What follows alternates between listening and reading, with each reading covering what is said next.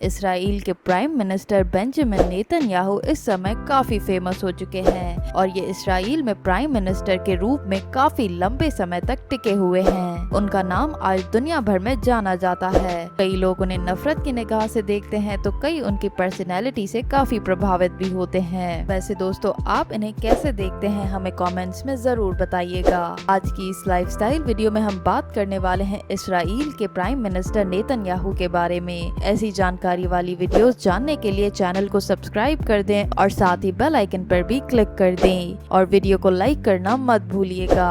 Biography. Benjamin Netanyahu Israel के एक famous नेता हैं। उन्होंने कई बार इसराइल के प्राइम मिनिस्टर के रूप में काम किया है। उनका पॉलिटिकल कैरियर काफी लंबा रहा है। उनका पूरा नाम बेंजामिन बीबी नेतन्याहू है। उनका जन्म 21 अक्टूबर 1949 को तेल अवीव इसराइल में हुआ था और 2025 के हिसाब से इनकी एज है 75 इयर्स। नेतन्याहू ने अपनी स्टार्टिंग की एजुकेशन तो इसराइल से ही की। इन्होंने कई सारे स्कूल से अपनी प्राइमरी एजुकेशन पूरी की। इसके बाद ये अमेरिका चले गए क्योंकि इनकी फैमिली अमेरिका में ही सेट थी और वहाँ से उन्होंने अपनी बाकी की एजुकेशन करी। इन्होंने अमेरिका की यूनिवर्सिटी MIT से आर्किटेक्चर और मैनेजमेंट में पढ़ाई की है। थोड़ा समय उन्होंने हार्वर्ड यूनिवर्सिटी में भी पढ़ा और फिर बाद में इनका ध्यान आर्मी की ओर जाने लगा, जिसके बाद उन्होंने सोचा कि वो आर्मी ही ज्वाइन कर लें और कुछ अरसे बाद उनका पॉलिटिक्स में भी काफी मन लगने लगा, जिसकी वजह से वो पॉलिटिशियन भी बने और आज वे पेशे से एक सक्सेसफुल पॉलिटिशियन हैं। लेकिन कई लोग उन्हें काफी नफरत की निगाह से भी देखते हैं।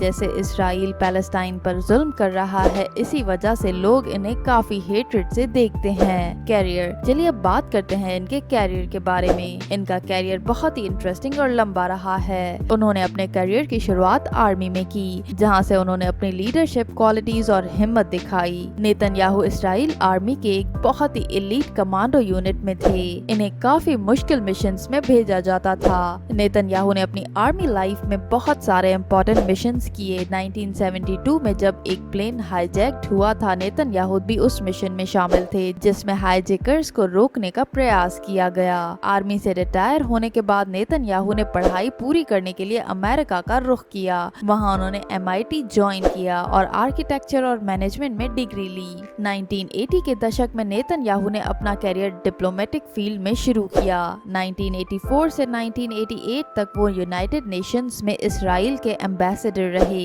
वहां उन्होंने इसराइल की तरफ से दुनिया भर के लीडर्स के साथ मीटिंग्स की और अपने देश की पॉलिसीज को समझाया। 1988 में नेतन्याहू ने राजनीति में अपना कदम रखा और इसराइल के पार्लियामेंट नीसेट में सीट जीत ली। उनकी पार्टी थी लिकुड पार्टी। 1993 में नेतन्याहू इस पार्टी के लीडर बने। उस समय इसराइल में शांति की कोशिश हो रही थी, लेकिन नेतन्याहू ने ओस्लो अकॉर्ड्स के खिलाफ अपना स्टैंड लिया क्योंकि उनका मानना था कि ये एग्रीमेंट्स इसराइल की सिक्योरिटी के लिए खतरा है। 1996 में नेतन्याहू पहली बार प्राइम मिनिस्टर बने। उन्होंने अपनी सरकार में सिक्योरिटी को सबसे ऊपर रखा और टेररिज्म के खिलाफ कठोर पॉलिसीज अपनाई।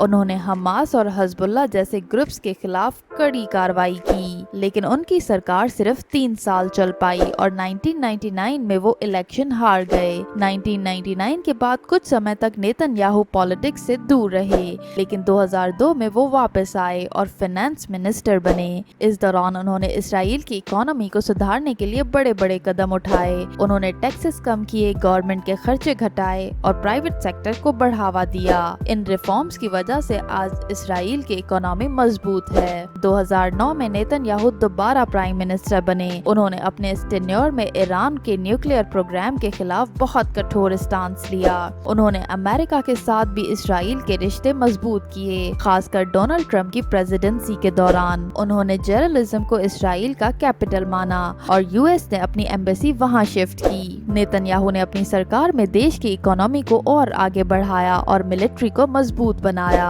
2019 से 2022 के बीच इसराइल में कई बार इलेक्शन हुए, जिसमें नेतन्याहू की पार्टी को मिक्स्ड रिजल्ट मिले और 2022 में वो छठी बार प्राइम मिनिस्टर बने। उनके इस टर्म में कुछ जुडिशियल रिफॉर्म्स को लेकर बड़े प्रोटेस्ट हुए, लेकिन नेतन्याहू अपने देश की सुरक्षा और अपने विजन पर कायम रहे और अभी तक वो इसराइल के प्राइम मिनिस्टर की सीट संभाले हुए हैं। लेकिन 2023 से जब से इसराइल पैलेस्टाइन पर हमले किए जा रहा है, तब से नेतन्याहू नेतन्याहू को काफी हेट का सामना करना पड़ रहा है। कई मासूम लोग अपनी जानों से गए हैं, जिसकी वजह से उन्हें काफी हेट मिलता है। अवार्ड्स, चलिए बात करते हैं इनके अवार्ड्स के बारे में। इन्हें congressional medal of merit America की तरफ से दिया गया है और इसराइल की तरफ से इन्हें प्रेसिडेंशियल मेडल ऑफ डिस्टिंक्शन भी दिया गया है और इन्हें फ्रांस की तरफ से ऑर्डर ऑफ मेरिट दिया गया है। इसी के साथ इनके पास कई सारे इंटरनेशनल ऑनर्स भी हैं। फैमिली, चलिए अब आपको मिलवाते हैं इनकी फैमिली से।